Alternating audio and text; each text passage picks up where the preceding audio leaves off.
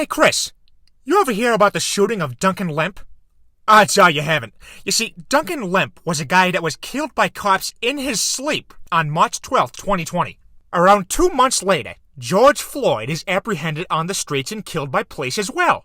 But the response is way different, as you can imagine, because all of a sudden, every single organization has to make sure they make a statement supporting Black Lives Matter, or they have anti-racist policies.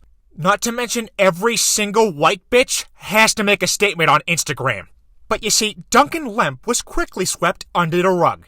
I mean, he got a few headlines, not much. Obviously, not many people in the country knew about it, and of course, he was touted as a far-right extremist.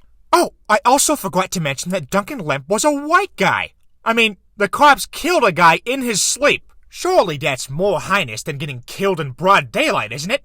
Well, nobody cares, because the problem is not cops. Nobody gives a shit about that. The problem is the current generation of minorities are always looking for an excuse to victimize themselves because their grandparents had to drink from a different drinking fountain. Rather than hold the government accountable for its increasing tyranny, the media has brainwashed the population to use racial injustice as a scapegoat. Ain't that something, Chris?